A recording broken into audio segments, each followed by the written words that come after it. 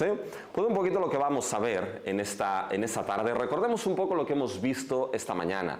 Hemos estado en Romanos 6 y hemos utilizado el texto, hemos estudiado el texto de Romanos 6 para ver cómo en la vida del creyente hay un fruto que es vital, que es el fruto de la santificación. El apóstol Pablo prácticamente al final de ese capítulo escribe a los romanos y les dice que habiendo sido liberados del pecado y ahora hechos siervos, esclavos de Dios, tenéis por vuestro fruto la santificación y como fin la vida eterna. Y algo que hemos visto en ese capítulo 6 que el apóstol Pablo escribía a los romanos es que podía dividirse en dos grandes partes. Una primera parte, los primeros 14 versículos, donde se nos mostraba que el creyente es libre del pecado para una nueva vida, para la vida de santificación, para el fruto de la santificación. Y esa libertad del pecado se mostraba con un principio, el principio de que todo creyente, todo justificado por la fe en Cristo está muerto al pecado. Y eso sucedía en base a algo muy importante y vital, que es la unión del creyente con Cristo en su muerte y en su resurrección. Y el apóstol Pablo les escribía de que debían saber algo de lo que había sucedido con el creyente en su unión con la muerte y la resurrección de Cristo y algo que había sucedido también con Cristo. Nuestro viejo hombre ha sido crucificado para que no sirvamos más al pecado y Cristo murió una vez por todas al pecado y vive para Dios. Y Pablo dice, de esta manera consideraos también vosotros muertos al pecado y vivos para Dios. Por tanto, el apóstol podía apelar en base a esto, a que no reine el pecado en vuestras vidas, a que no presentéis vuestros cuerpos como instrumentos al pecado, sino a la justicia. Y la segunda parte de Romanos 6 mostraba a partir del versículo 15 de que entonces como creyentes tenemos que dedicar nuestra vida ¿a qué? Dedicar nuestra vida a la justicia, a la santidad. Y Pablo ponía también ahí un principio muy claro, que aquel básicamente que se hace esclavo de alguien sirve a esa persona, sea al pecado para muerte o a la obediencia para justicia, y aplicaba ese principio a la vida de esos creyentes. Que todo y que esa esclavitud es una realidad, decía, pero vosotros, por la gracia de Dios, habéis servido de corazón a esta forma de doctrina que es precisamente el Evangelio. Y Pablo acaba diciendo que siendo ahora siervos, esclavos de Dios, el fruto que hay en la vida del creyente es la santificación, es la santidad. ¿Ya? Es un poquito lo que hemos visto esta mañana. Por eso ahora tenemos que decir, bueno, ¿qué es exactamente la doctrina de la santificación? ¿Cómo entendemos la doctrina de la santificación? Esto es lo que vamos a intentar ir clarificando en esta tarde. Y lo primero que vamos a ver es algunos términos, no me voy a liar en términos específicos, ¿ya? Sino más bien quizá en su significado o lo que pueda haber detrás de ellos, y situar primeramente lo que es la santificación dentro de la historia de la salvación. Cuando vamos a la Escritura hay diferentes términos, ya sea tanto en hebreo como en griego, para referirse a lo que es la santidad, lo que sería el nombre, lo que sería el tema de ser santo como adjetivo, y tanto en hebreo como en griego, pero sobre todo en hebreo había un concepto que estaba detrás de lo que eran las palabras que tenían que ver con el tema de santidad o el tema de la santificación, que eran las ideas de separación, de remover, de retirar, es decir, algo que era separado, algo que era removido, algo que era retirado, algo que era cortado de algún sitio. Y esta idea básica de lo que es la palabra santidad o santificación o santo, la idea de remover, la idea de retirar, fue establecida por un hombre que se llamaba, voy a decir el nombre fatal, lo sé, Wolf Wilhelm Friedrich. ¿Es que lo dije bien? No. Gracias. ¿No? Ya sabía yo que no. Por eso me he adelantado diciendo no lo voy a decir bien. Pero le voy a decir Wolf Wilhelm Federico, porque mi padre se llama Federico, pues entonces en ese sentido sí, ¿ya? Que en el 1878 básicamente determinó que la forma verbal de esas palabras en hebreo, de donde venía el término santidad y santificación, la forma verbal venía del verbo, la forma verbal de cortar. Por lo tanto, se entendió el tema de santidad, de la santificación, como algo que era cortado, removido, separado de algo. Y esta idea, en cierta manera, es lo que pasó a lo que es la doctrina de la santidad o de la santificación en lo que era la concepción de la iglesia. Fíjense que primeramente cuando se habla de la santidad como algo que está separado, removido, se aplica directamente muchas veces a Dios. Dios, quien es 3 veces santo, pues dice que es separado sobre todo del pecado, y eso es lo que hace que muchas veces en teología el tema de la santidad en el ser de Dios se asocie con lo que es la trascendencia de Dios. Dios como santo es trascendente y por lo tanto a veces se da la idea de que al ser santo y trascendente es prácticamente difícil aproximarse a un Dios que es santo. Veremos que exactamente esto no es el concepto que existe dentro de lo que es la idea de la santidad. Pero aplicado a Dios aplicaba que santo es trascendente, está separado del pecado, es diferente, etcétera, etcétera. Pero cuando vamos también a la Escritura, vamos al Antiguo Testamento, nos encontramos de que podía santificarse o separarse, por ejemplo, diferentes lugares. Nos encontramos que la Escritura misma nos habla de que el cielo, la bóveda de Dios, es un lugar santo, separado. Fíjense en Deuteronomio 26:15. Mira desde tu morada santa, desde el cielo, y bendice a tu pueblo Israel y a la tierra que nos has dado, como juraste a nuestros padres, una tierra que fluye leche y miel. Dice, mira desde tu morada santa. Y esta morada santa es definida como el cielo mismo.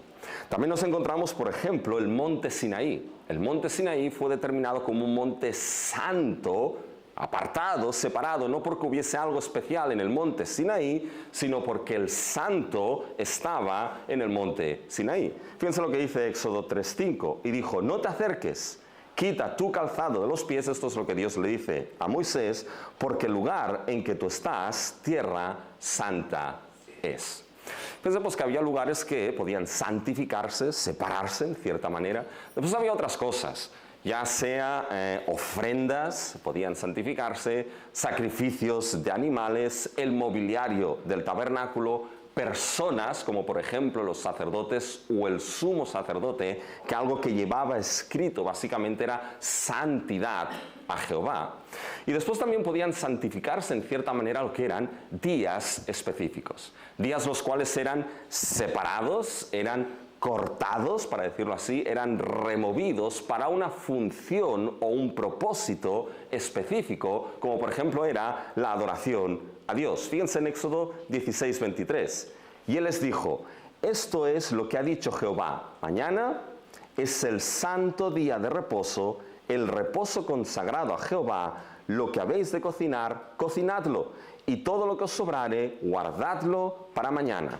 Éxodo 12:16, en el primer día habrá santa convocación, y asimismo en el séptimo día tendréis una santa convocación. Bueno, fíjense de que había días los cuales podían ser santos, santificados. ¿En qué sentido? En el sentido de que eran separados, removidos, quédense con esta palabra, consagrados. Porque si tenemos que pensar en un día que fue santificado por excelencia, el primer día que fue santificado, ¿qué día fue ese? Bueno, básicamente fue el séptimo día de creación. Ese día en el cual Dios no creó nada, sino que reposó de la obra de sus manos, de la obra que había hecho, y Dios bendijo a ese día y lo santificó. Fíjense que es importante entender que ese séptimo día es el séptimo día que es bendecido y es santificado por Dios. Y si cogemos la historia de la salvación debemos entender, mis hermanos, que es progresiva en la historia y el tiempo. Hay cosas que van antes y hay cosas que van después en esa historia. Y poner las cosas en su sitio son muy importantes dentro de la historia de la salvación. Fíjense que ahí Génesis 3 todavía no se había dado. Por tanto, el pecado todavía no era una realidad dentro de esa historia. Y Dios santificó y bendijo el séptimo día. Por tanto, el pecado todavía no estaba presente ahí. No podía separar ese día del pecado porque todavía no estaba presente. La idea de santificar el séptimo día ahí es algo importante. Es la idea de consagrar ese día. Dedicar ese día para algo específico. Por lo tanto, fíjense que cuando vamos a las Escrituras, entonces nos encontramos lo que son esas ideas, y muchas veces en el tema de santificación se ha hablado que por un lado la idea de santidad, la idea de santificación tiene un aspecto de separar, de remover, y por otro lado tiene un aspecto de consagrar. Pero lo que hay en realidad en el corazón de la santidad, en el corazón de la santificación, lo que está en la raíz de esos términos, mis hermanos, es la idea de consagración. La santificación es consagrar y dedicar. Consagrar y dedicar, específicamente en el contexto bíblico, consagrar y dedicar a Dios.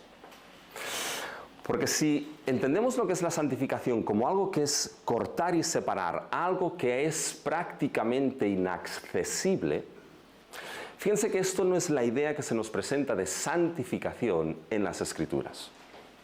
Y es algo que vemos cuando vamos al Éxodo. Fíjense que cuando vamos a Éxodo, los capítulos del 19 al 24 son los capítulos en el cual Dios va a entrar en pacto con Israel.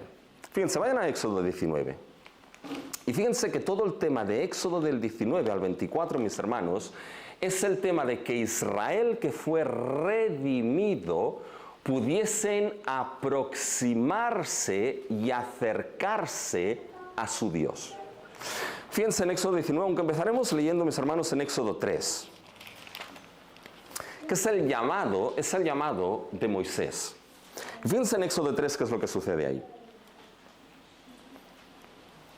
Todos conocemos la historia, mis hermanos, que es cuando Moisés vio aquella zarza que ardía y no se consumía, y se acercó Moisés. Y fíjense en Éxodo 3, el versículo 4, qué es lo que le dice Dios.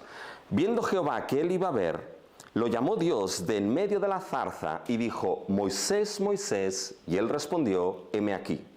Y dijo, no te acerques, quita tu calzado de tus pies, porque el lugar en que tú estás, tierra santa es. Fíjense que Dios le dice algo. Le dice, no te acerques, quita el calzado de tus pies, porque la tierra donde estás es tierra santa. La prohibición aquí no era primeramente el no poder acercarse a Dios. Moisés no podía acercarse de cualquier manera a Dios. Esa era la cuestión. Debía acercarse ¿cómo?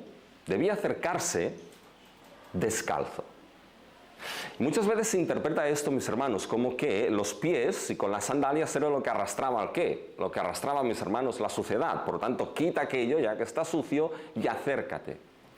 Pero ¿saben qué? Había, después en la historia de la salvación, había aquellos que servían a Dios descalzos. ¿Saben quién eran aquellos que servían a Dios descalzos? Eran, mis hermanos, los levitas, eran los sacerdotes, en su servicio de dedicación y consagración a Dios.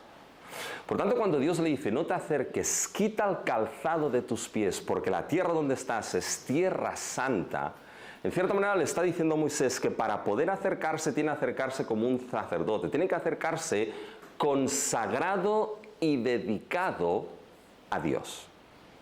Esa es la idea que hay en santidad y de santificación, es la idea de consagración y devoción y dedicación para acercarse a ese Dios. Y eso es lo que sucede con Israel cuando Dios hace pacto con ellos. Fíjense en Deuteronomio 19, ahora sí que vamos ahí. Deuteronomio 19 al 24 es toda una sección en el libro de Éxodo, donde Dios va a entrar en pacto con Israel. Y fíjense cómo empieza Dios en el capítulo 19. Le dice, en el mes tercero de la salida de los hijos de Israel de la tierra de Egipto, en el mismo día llegaron al desierto de Sinaí. Habían salido de Refidim y llegaron al desierto de Sinaí y acamparon en el desierto y acampó a Israel delante del monte. Y Moisés subió a Dios y Jehová lo llamó desde el monte diciendo, así dirás a la casa de Jacob y anunciarás a los hijos de Israel. Vosotros visteis lo que hice a los egipcios y cómo os tomé sobre alas de águila y os he traído a mí. Esto, mis hermanos, es el Éxodo. Eso es la redención por excelencia en el antiguo pacto. Por lo tanto, la base de la santificación de Israel, la base será la redención. Algo que hemos visto esta mañana. La santificación fluirá como bendición que proviene de la redención obrada por Dios. Y esa redención tenía un propósito aquí. Tenía el propósito de relación. La redención lo que busca es relación del pueblo redimido con su Dios.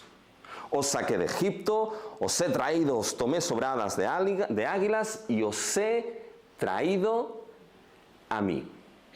¿Se dan cuenta? Redención, relación. Es para que Israel no quedase lejos, sino que quedase cerca de Dios.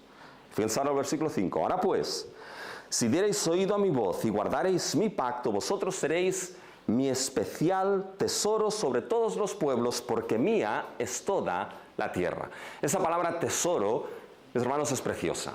Porque es una palabra específica. Es una palabra que no se refiere a todo el tesoro que tenía el rey. Los reyes podían tener una gran cantidad de tesoros, pero había lo que se llamaba la joya de la corona, mis hermanos. ¿Ya? Y esa palabra se refiere precisamente a esto. Israel aquí va a ser no todo el tesoro de Dios, no, va a ser la joya de la corona del Dios que los amó, los escogió y los salvó. Vosotros seréis mi especial tesoro. Y ahora escuchen el versículo 6. Escúchenlo y léanlo. Y vosotros me seréis un reino de sacerdotes. ¿Y qué dice más? Y gente santa. Me seréis un reino de sacerdotes y gente santa. Esas dos frases se explican la una a la otra.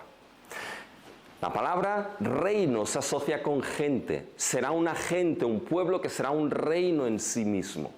Pero será un reino de sacerdotes. Y eso implica que serán, ¿qué?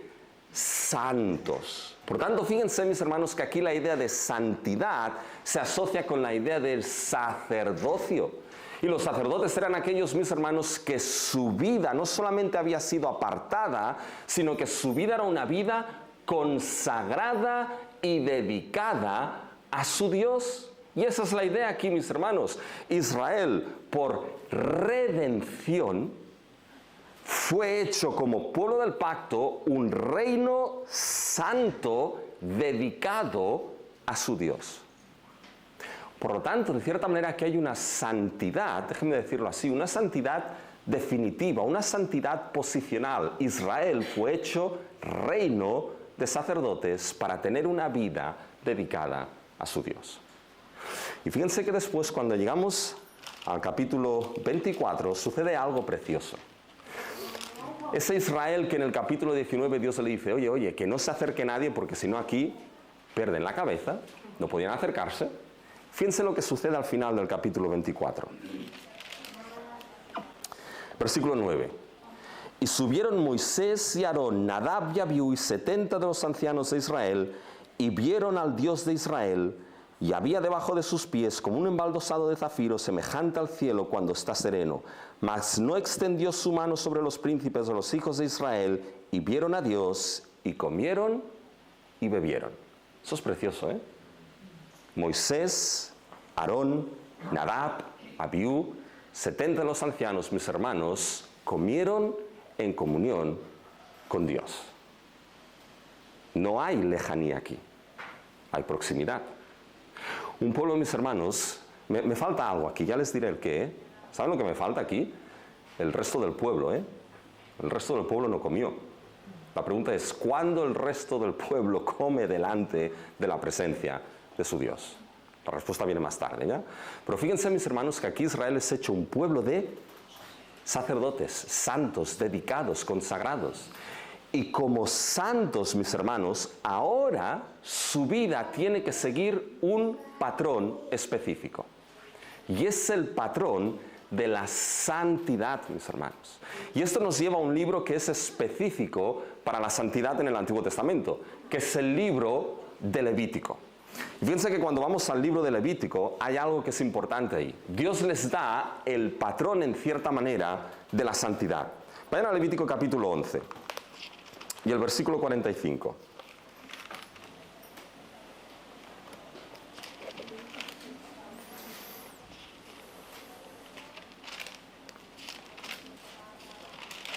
Capítulo 11, 45, mis hermanos. Fíjense lo que Dios les dice a Israel. Digo, porque yo soy Jehová, que os hago subir de la tierra de Egipto para ser vuestro Dios, seréis pues santos, porque yo soy santo. Fíjense, mis hermanos, que aquí está el patrón que Israel tenía que seguir de santidad en su vida. Yo soy Jehová, que os hago subir de la tierra de Egipto. La redención, mis hermanos, está como base de esa santificación. Os hago subir de la tierra de Egipto, ¿para qué? Para ser vuestro Dios. Esto es parte de lo que en el Antiguo Testamento se conoce como la fórmula del pacto. Yo seré vuestro Dios y vosotros seréis mi pueblo. La redención, mis hermanos, implica una relación de mutua pertenencia entre el Dios que salva y el pueblo que es salvado. Yo seré vuestro Dios y vosotros seréis mi pueblo. Por lo tanto, fíjense, por lo tanto, seréis santos. ¿Cuál es la razón de ser santo? Porque yo soy santo, dice Jehová. Por lo tanto, mis hermanos, lo que es el patrón de la santidad del pueblo, en cierta manera, es ser hechos a la imagen ¿de quién? Ser hechos a la imagen de aquel que es santo. ¿Se dan cuenta? Fíjense lo que encontramos entonces cuando cogemos, mis hermanos, esta santidad en el Antiguo Testamento. La base de esa santidad era la redención obrada por Dios. La santidad, por lo tanto, fluye y la santificación fluye como una bendición de la redención que Dios obró por gracia a favor de su pueblo. Y en esa santificación, mis hermanos, hay una idea, déjenme decirlo así, posicional. Israel fue hecho un pueblo santo cuando Dios los salvó y entró en pacto con ellos. Pero a través del libro de Levítico y otras cosas, mis hermanos, Israel tenía que crecer, tenía que ser santo a la imagen ¿de quién? A la imagen de aquel que es santo. ¿Se cuenta? Eso es lo que nos encontramos, mis hermanos, cuando situamos lo que es la santidad dentro de la historia bíblica. Y fíjense que cuando llegamos al Nuevo Testamento, mis hermanos, es exactamente lo mismo, y esta mañana lo hemos visto. Gracias. Pues la cogeré, siempre me olvido de beber. Voy hablando y después me olvido, ¿ya? En fin. Fíjense, mis hermanos, que cuando vamos al Nuevo Testamento, lo que vemos es exactamente lo mismo que sucede en el Antiguo Testamento. Cuando vamos al Nuevo Testamento hemos visto esta mañana, mis hermanos, de que la base de nuestra santificación, ¿cuál es, mis hermanos? La base de nuestra santificación no es el éxodo del Antiguo Testamento, sino el último y nuevo éxodo, mis hermanos. No el del Cordero del éxodo, sino el del Cordero de Dios que quita el pecado del mundo, nuestro Señor Jesucristo. Y en base a esa redención, mis hermanos, en base a esa redención es que vimos esta mañana que fluye ese fruto de la santificación en la vida de aquellos que son redimidos. Por lo tanto, los redimidos en Cristo son hechos santos. Lo veremos esto un poquito más tarde, mis hermanos. Hay un hermano en la iglesia que yo no sé cómo explicárselo, pero me dice, yo no creo en los santos. Digo, en los santos que tienen la aureola y así. No, yo no creo que haya santos. Y no sé cómo explicárselo, mis hermanos. Ya llegué al punto de decir, la próxima vez que me digas esto, te excomulgo de la iglesia. Pero sigue diciéndomelo, no me hace caso. ¿Por qué? Porque tienen la idea, mis hermanos, de los santos con la aureola, ya los santos por canonización y todas estas cosas, mis hermanos. En la Escritura no se es santo por canonización, se es santo por redención, mis hermanos. Y se es santo en Cristo. Esto lo vamos a ver, después citaremos algunos textos, mis hermanos. Pero fíjense que en esa situación de santos en Cristo, vamos a ver, mis hermanos, que Israel tenía que ser santo porque Dios es santo. Pablo nos ha dicho que tenemos que servir a ese fruto de la santificación. No poner nuestros cuerpos al servicio del pecado, sino al servicio de la justicia. Por lo tanto, va a haber un aspecto progresivo en todo lo que es la doctrina de la santificación del creyente y de la santificación de la iglesia, ¿no? Con esto, mis hermanos, fíjense que podemos en cierta manera ahora dar algunas definiciones de lo que es la santificación. Porque estoy seguro que si aquí les pregunto algunas definiciones de la santificación, algo me van a decir. Pero fíjense, les voy a explicar 3 o 4 definiciones. Y yo estoy seguro que hay algunos estudiantes, hay estudiantes del seminario por aquí, ¿no? Del IPSTE, ¿no? Pastor que está con el máster. Oren por la tesis que tienen que presentar al final, ¿ya? Oren por él, ¿ya? Pero estoy seguro que algunos nombres que les voy a mencionar aquí, algunos les van a sonar. Y fíjense, hay una definición de un tal teólogo que se llama Wayne Grudem, ¿ya? Quizá a algunos les suena, ¿ya? Grudem. Esto es uno de los libros por excelencia en todos los seminarios, ¿ya? Pero fíjense, Wayne Grudem define la santificación de la siguiente manera. Dice, la santificación es una obra progresiva de Dios y el hombre, que nos hace más y más libres del pecado y más como Cristo en nuestras vidas. Fíjense que es una definición cortita, pero suficiente. Grudem pone énfasis en ese aspecto que hemos visto progresivo de la santificación.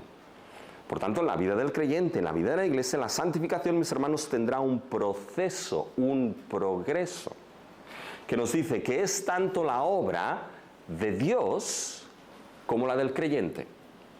Por tanto, ambas partes veremos que ahí están implicadas, cuyo objetivo es hacernos más libres del pecado y más a la imagen de nuestro Señor Jesucristo. Por tanto, este será el objetivo último de la santificación. Es lo que Dios está haciendo ahora, formándonos, forjándonos a la imagen de nuestro Señor Jesucristo. Fíjense otra definición. Este es más complicado, ¿eh? Y yo estoy seguro que los estudiantes del seminario dirán, ya, ahora entiendo por qué es más complicado. Porque esta es de Berkov, ¿ya? Y cuando uno coge Berkov dice, madre mía, ¿ya? Pero fíjense lo que dice Berkov, ¿ya? Dice, ¿qué es la santificación? Dice, es una operación misteriosa y continuada del Espíritu Santo, por la cual libera al pecador justificado de la contaminación del pecado, renueva toda su naturaleza a la imagen de Dios y le capacita para llevar a cabo buenas obras.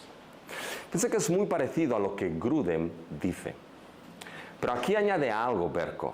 Berkov añade de que es esa obra misteriosa del Espíritu, de la tercera persona de la Trinidad.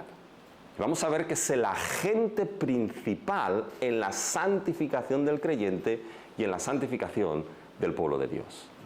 Y lo que hace básicamente el Espíritu es al pecador justificado liberarlo, lo mismo que Grudem, de la contaminación del pecado, formarlo a la imagen de Cristo y capacitarlo para buenas obras.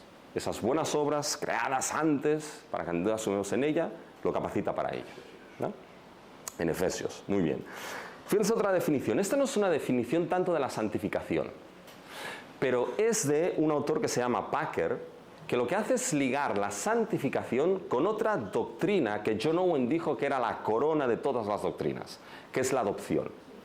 Y fíjense lo que este hombre, Packer, este hermano, ¿ya?, dice: la santificación es simplemente una manera de vivir consistente con la relación de hijos que tenemos con Dios, en la cual el Evangelio nos ha llevado. Es simplemente cuestión del Hijo de Dios siendo verdadero y fiel a su Padre, a su Salvador y a sí mismo. Es decir, aquí el autor liga la santificación con la adopción. Es decir, no podemos separar lo que son las diferentes bendiciones de la salvación. Y aquí el autor dice, bueno, es que la santificación, ¿qué es? Es vivir consistentemente con lo que hemos sido hechos en Cristo Jesús. Y algo que hemos sido hechos en Cristo Jesús por la gracia de Dios es ser hijos de Dios, adoptados por nuestro Dios en el amado, en su Hijo. Y fíjense ahora la última definición. Tengo que pedirles perdón, porque hubiese tenido que traer la definición de la Confesión de Fe Bautista del 1689, ya lo sé. Pero les he traído el Catecismo de Westminster, mis hermanos. ¿qué vamos a hacer? Que también es muy bueno, que también es muy bueno y no es tan diferente, ¿ya? Pero fíjense el Catecismo Mayor de Westminster, ¿ya, mis hermanos? Cuando a la pregunta, ¿qué es la santificación? ¿Ya? Fíjense cómo responde, ¿ya? Cíñanse los lomos, porque esta respuesta es buena. Dice, la santificación es la obra de la libre gracia de Dios, por la cual aquellos que Dios ha escogido desde antes de la fundación del mundo para que fuesen santos, son en el tiempo, por la poderosa operación del Espíritu Santo, quien les aplica la muerte y la resurrección de Cristo, renovados en todo el hombre conforme a la imagen de Dios, teniendo sembrada en su corazón la simiente de arrepentimiento para vida y de todas las otras gracias salvadoras, aumentadas y fortalecidas de tal manera que aquellos que ellos mueren cada día más y más al pecado y se levantan a novedad de vida. Fantástica esta definición. Pero fíjense, mis hermanos, que lo que el catecismo está diciendo es que por un lado lo que es la santificación es esa obra poderosa, esa operación poderosa del Espíritu Santo cuando aplica todo lo que es la obra redentora de la muerte y de la resurrección de Cristo a la vida de aquellos que el Padre ha escogido para que fuesen hechos santos y sin mancha. Por tanto, el catecismo lo que determina es que un aspecto de la santificación sucede, mis hermanos, en el momento que el Espíritu Santo regenera y aplica la salvífica obra de Cristo a la vida de aquellos regenerados. Por tanto, hay un acto que ahí sucede. Pero, dice, sigue trabajando de tal manera que se muere cada día más y más al pecado y se es más y más a la imagen de Cristo. Bueno, fíjense, mis hermanos, que aquí se habla de un aspecto determinado, sucede en un momento específico, pero hay todo un progreso en esa doctrina. Con esas definiciones, mis hermanos, fíjense de que ahora podemos establecer los aspectos que están implicados dentro de esta doctrina de la santificación. Hemos visto cómo encaja dentro de la historia de la salvación y cuyo objetivo, sobre todo, cuyo corazón es la idea de consagración, devoción a Dios. Fíjense esas definiciones que hemos visto y ahora fíjense los aspectos. Cuando hablamos de los aspectos implicados dentro de la doctrina de la santificación, podemos hablar, mis hermanos, primeramente de tres aspectos. Primero, es que la santificación es una obra definitiva y progresiva al mismo tiempo. Ese es el primer aspecto. El segundo aspecto es que la santificación es una obra realizada primeramente por Dios.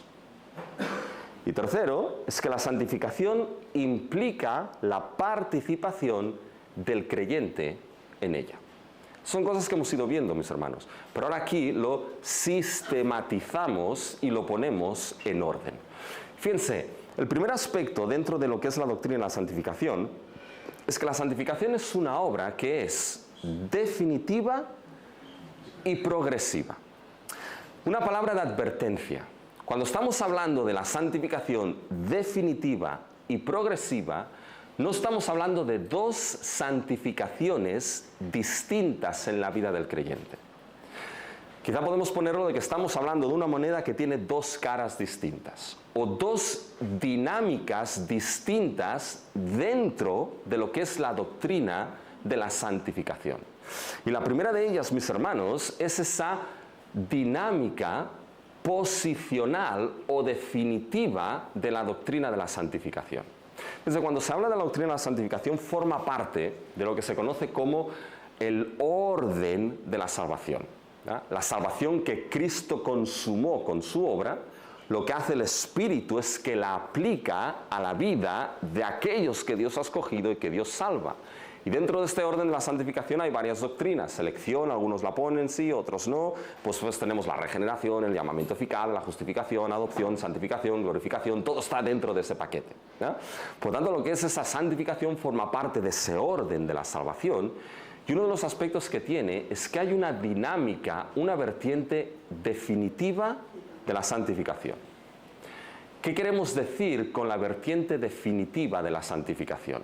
Bien, lo que no queremos decir, o lo que no quiere decirse con eso, mis hermanos, es que el creyente ya sea plenamente perfecto.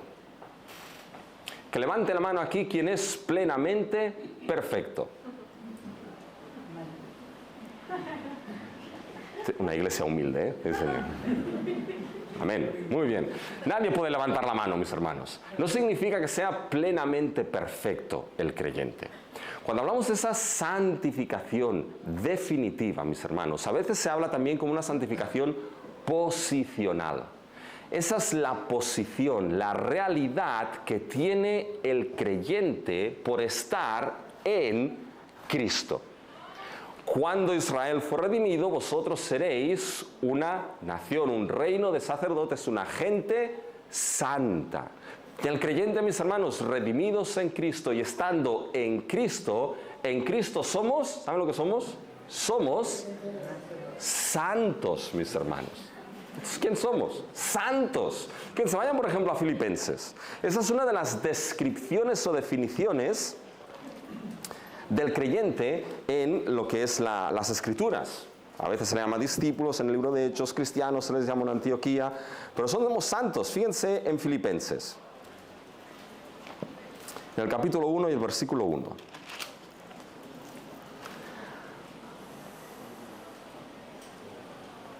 Dice: Pablo y Timoteo, siervos de Jesucristo, a todos los santos en Cristo Jesús que están en Filipos, con los obispos y ancianos. ¿A quién escribe aquí Pablo? A todos los santos. ¿Santos en qué? En Cristo Jesús, mis hermanos. Por lo tanto, la posición, la realidad del creyente en Cristo es que es santo. Vayan a 1 Corintios. Después hablaremos un poquito más de estos corintios, mis hermanos. Pero fíjense en 1 Corintios. ¿Qué es lo que dice Pablo de esos corintios? En el capítulo 1, versículo 1.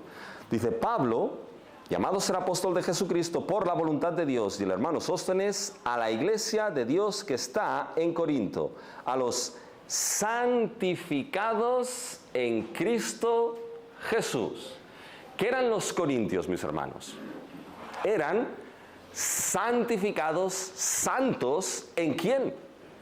En Cristo Jesús. Esa era la realidad de esos creyentes.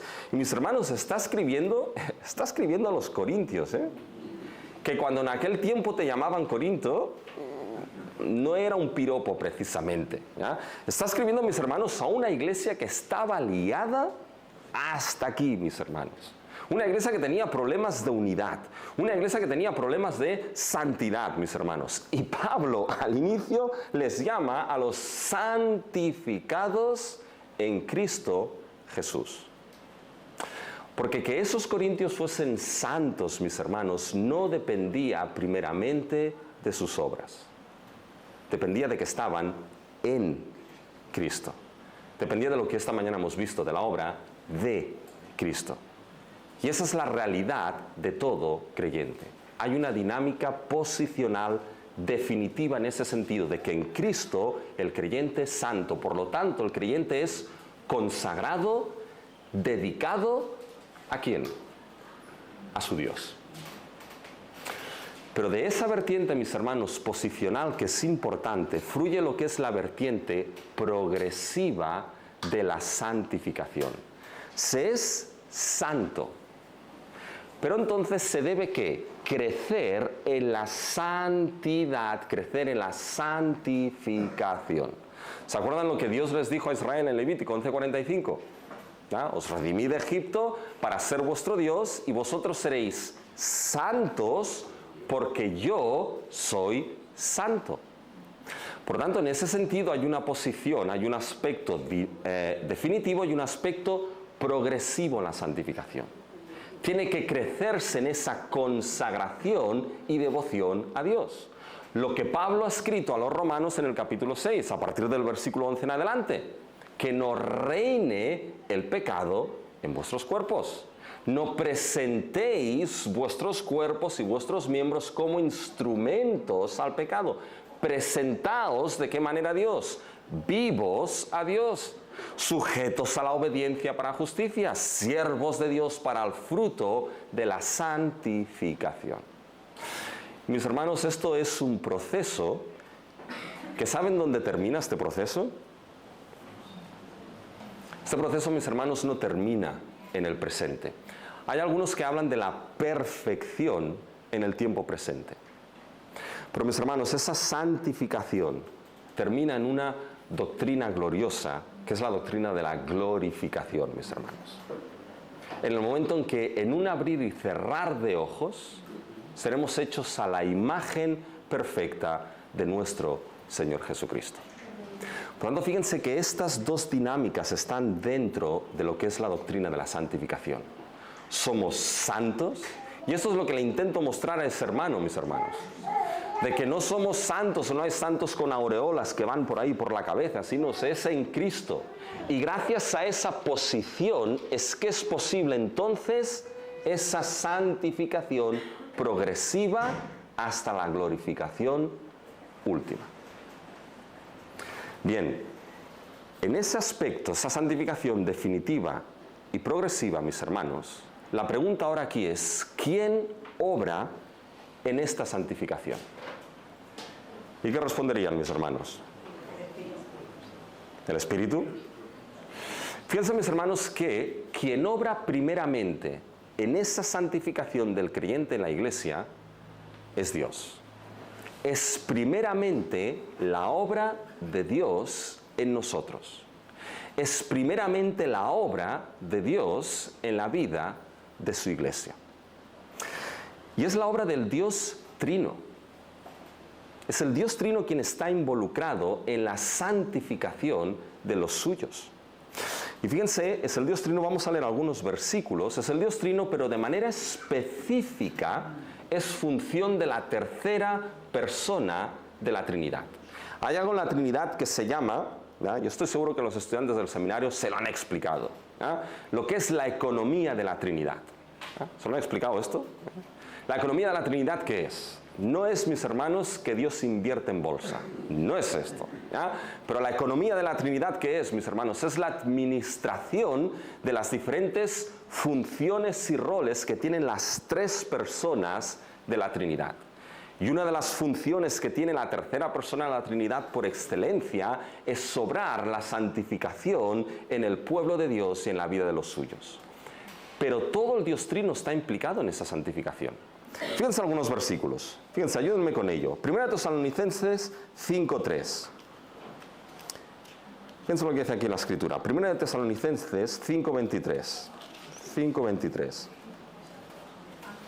Y el mismo Dios de paz os santifique por completo, y todo vuestro ser, espíritu, alma y cuerpo sea guardado irreprensible para la venida de nuestro Señor Jesucristo. El mismo Dios de paz. Es muy probable que la referencia aquí sea Dios Padre. El mismo Dios de paz sea el que os santifique por completo. Por lo tanto, la persona del Padre está involucrada en la santificación. Fíjense ahora, mis hermanos, la persona del Hijo. Un texto que todos sabemos, ¿ya?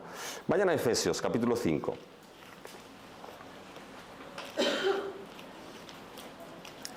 Que es el texto por excelencia que se usa para el matrimonio, pero fíjense, mis hermanos, que aquí nos muestra lo que Cristo hace con su iglesia, con su esposa.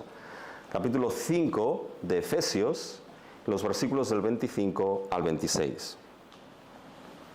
Maridos, amad a vuestras mujeres, así como Cristo amó a la iglesia y se entregó a sí mismo por ella. ¿Para qué propósito? Versículo 20. Para santificarla, habiéndola purificado en el lavamiento del agua por la palabra. ¿Se dan cuenta? Cristo se entregó por la iglesia para santificarla y presentarla sin mancha y sin arruga delante del Padre. Por tanto, el Hijo está implicado en la santificación, mis hermanos, también de lo que es el pueblo. Fíjense ahora, mis hermanos, en el capítulo, en 1 Corintios. Vayan a 1 Corintios,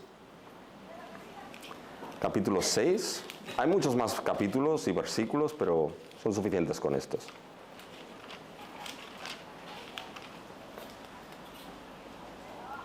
en el versículo 11 de 1 Corintios 6, y esto erais algunos, mas ya habéis sido lavados, ya habéis sido santificados, ya habéis sido justificados en el nombre del Señor Jesús y por el Espíritu de nuestro Dios. ¿Se dan cuenta, mis hermanos? Aquí aparece la tercera persona de la Trinidad involucrada, mis hermanos, en lo que es la santificación de los suyos. Por lo tanto, eso es algo glorioso. El Dios Trino, mis hermanos, está involucrado en la santificación de aquellos que Él ha salvado. Está involucrado en la santificación de aquellos que son su pueblo. ¿Y qué es lo que hace, mis hermanos, el Dios Trino y específicamente la tercera persona de la Trinidad? ¿Qué es lo que hace en su trabajo santificador en la vida de los suyos? Fíjense, mis hermanos, hace básicamente tres cosas que las hemos leído en las definiciones. Una de las cosas que hace, mis hermanos, es liberar al creyente cada día más del poder del pecado. Lo que hace en ese trabajo santificador, mis hermanos, el Espíritu, es que seamos cada día más y más a la imagen de nuestro Señor Jesucristo. Porque, ¿saben? Ese es el objetivo de nuestra redención, mis hermanos. Este es el objetivo último por el cual hemos sido salvados. Ser hechos al final a la imagen de Cristo Jesús. Y el Espíritu trabaja para que esto sea dado en la vida de los suyos y trabaja para capacitar a los suyos para que vivan en esas buenas obras, en esa obediencia, en esa justicia y en esa santificación, mis hermanos. Sin la obra primeramente de Dios en la vida del creyente, sin la obra primeramente y continuamente de Dios en la vida, mis hermanos, de la iglesia, no habría santificación posible. Sin la obra de Cristo sería imposible. Pero es que Dios tiene que seguir trabajando en la vida de los suyos. Mis hermanos, para que ese poder del pecado, que hemos muerto al pecado, pero el poder no ha sido neutralizado todavía, les voy a confesar un secreto de cuando era joven yo. Tampoco es que sea tan viejo ahora, ¿ya? Pero cuando era niño, mis hermanos, no estoy muy orgulloso de ello, ¿ya? Pero le cortaba las colas a las lagartijas. Y algunos dicen así, yo también lo hacía, ¿ya? También lo hacía. Y me gustaba ver, bueno, me gustaba. Porque me sorprendía de que le cortabas la cola y la cola seguía moviéndose. Para mí era, digo, esto es magia, es algo, no entiendo, ¿ya? Seguía moviéndose, mis hermanos. Pues en cierta manera hemos muerto al pecado, pero el poder del pecado no ha sido neutralizado, mis hermanos, hasta la consumación de todos los tiempos. Por tanto, la vida del creyente sigue habiendo esa lucha en ese proceso de la santificación. Pero el Espíritu sigue obrando y sigue trabajando, mis hermanos, para que seamos más libres de ese poder, formados a la imagen de Cristo, para vivir en el fruto de la santidad. Por tanto, esta es la obra de Dios en nosotros. Pero, fíjense para ir terminando ya, mis hermanos, pero implica algo también. Que Dios obre no quita en ningún momento la responsabilidad del creyente. Porque quizá esto es algo que la santificación tiene distinto con el resto de doctrinas. Y es que en la santificación el creyente, mis hermanos, está involucrado en ello. Tiene responsabilidad, como hemos visto que Pablo nos decía, no presentéis vuestros cuerpos, que no reine el pecado en vosotros. Sujetaros en obediencia para la justicia. No hacer lo que hacíais antes. Por lo tanto, hay una implicación del creyente en esto. Y esto es algo distinto al resto de doctrinas, porque, por ejemplo, en la justificación, mis hermanos, la justificación sabemos que es una declaración forense, judicial de Dios, mis hermanos. Por medio de la fe en Cristo, ¿qué es lo que hace el Dios Altísimo? Declara al justificado por la fe, perdonado y no culpable de sus pecados, mis hermanos. Y aquí no participamos en nada, mis hermanos. Aquí es un acto declarado no culpable y perdonado. En la adopción, mis hermanos, ¿qué es lo que hace Dios? Dios adopta, es un acto en el cual traslada a aquellos que estábamos en la familia del mundo, trasladados, mis hermanos, a la familia de Dios. Los que estábamos en el primer Adán, ahora en el postrer Adán. Aquellos que éramos hijos de ira por naturaleza, ahora somos hijos de Dios en Cristo Jesús. Es un acto, mis hermanos, de adopción. No nos adopta a trozos nuestro Dios. Pero en la santificación, mis hermanos, hay un acto, la parte definitiva, hechos santos. Y hay ese proceso. Y en ese proceso, mis hermanos, el creyente tiene esa responsabilidad que fluye, y eso es muy importante, nunca se olviden de esto, mis hermanos. No fluye primeramente de nuestras capacidades, fluye, mis hermanos, de la obra de Cristo primeramente. Y fluye de la obra de Dios en nosotros. Fíjense lo que un autor, mis hermanos, John Murray, dice, que eso es muy importante en relación a la obra de Dios y la obra del creyente en la santificación. Fíjense lo que Murray dice aquí. La obra de Dios en nosotros no se queda suspendida porque nosotros obremos o no obremos. Dios sigue obrando, mis hermanos. La obra que Él empezó la terminará en el día de Cristo. Tampoco es la relación estrictamente de cooperación, como si Dios hiciese su parte y nosotros hiciésemos la nuestra. De manera que la coordinación de ambas produce el resultado deseado. Es decir, yo trabajo, o Dios trabaja el 70% y yo trabajo el 30%. Y con esto hacemos el 100% y ¡hala! ¡Pum! Santificados. No es eso, mis hermanos, tampoco.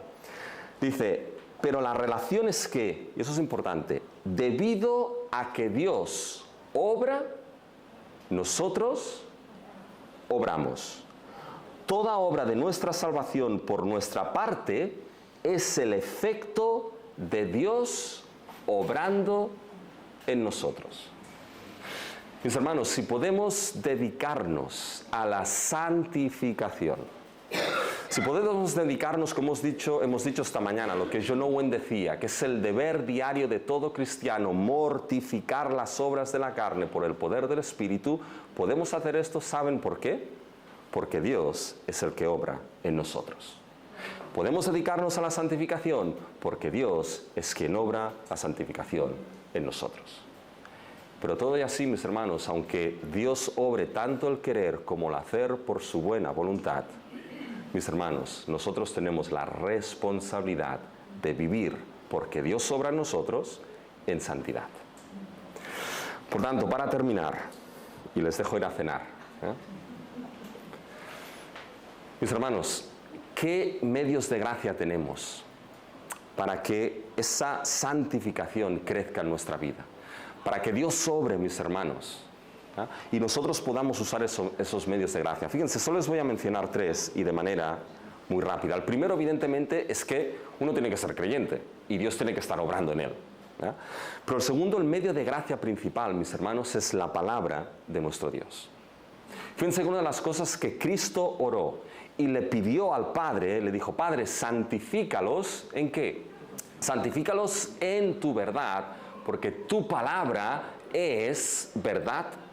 Por tanto, mis hermanos, lo que es la palabra de Dios, lo que es la Biblia, que es toda ella inspirada de principio a fin, inerrante e infalible, mis hermanos. Y no tengo ninguna vergüenza en decir esto. Porque hoy en día hay aquellos que niegan la inspiración y la inerrancia de la Biblia, mis hermanos. La Biblia es la palabra inspirada de Dios, inerrante, infalible, perfecta, suficiente, preciosa, mis hermanos, y el medio que Dios nos ha dado para que su Espíritu trabaje en nosotros y formarnos cada día a la imagen de nuestro Señor Jesucristo. Por lo tanto, cuanto más el cristiano medita y profundiza en la palabra, cuando la iglesia, mis hermanos, tiene lo que es la palabra centralizada, no solamente expuesta, mis hermanos, ahí delante, sino la palabra presente de manera correcta en su estudio, en su predicación, en su exposición y en su proclamación, mis hermanos, el Espíritu de Dios trabaja santificando su pueblo y creándolo a la imagen de Dios. Por lo tanto, es un medio de gracia fundamental, mis hermanos. Y otro medio de gracia que Dios nos ha dado son las ordenanzas, la Santa Cena, el bautismo. Son lo que yo llamo, mis hermanos, los PowerPoints del Evangelio. Porque ¿qué es, mis hermanos, la Santa Cena? Es la muestra del Evangelio, de que Cristo dio su vida y derramó su sangre, que es el bautismo, lo hemos visto, la unión, mis hermanos, con la muerte y la resurrección de Cristo. Vemos el Evangelio de manera visible. Y algo que los puritanos hacían, mis hermanos, cuando querían reforzar su fe, mis hermanos, su santificación, ¿saben dónde miraban? Miraban atrás en el tiempo, en el día en que bajaron a las aguas. En el día que dieron ese paso, mis hermanos, en ese bautismo y quedaron muertos en Cristo y resucitaron con Él para una nueva vida, mis hermanos. Las ordenanzas es medio de gracia. Y lo último, hay más. Pero lo último, ¿saben lo que es un medio de gracia para la santificación? Es la comunión de los santos, mis hermanos. Es la iglesia. Fíjense, y con esto termino. Vayan a Hebreos, mis hermanos.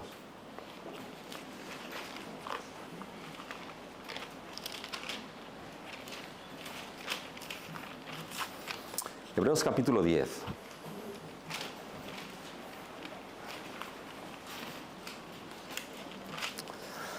Fíjense a partir del versículo 19. Y fíjense cómo todos los verbos que utiliza aquí el autor son primera persona plural. Es decir, nosotros, no yo de manera individual, nosotros conjuntamente.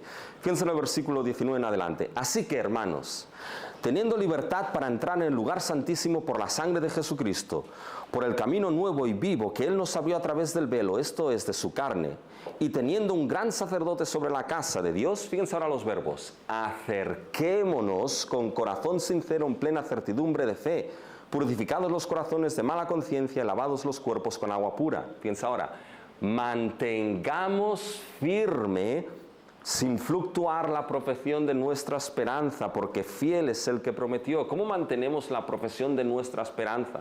¿Cómo mantengo la profesión de mi esperanza? No lo hago yo solo, sino en la congregación de los santos. Mantengamos.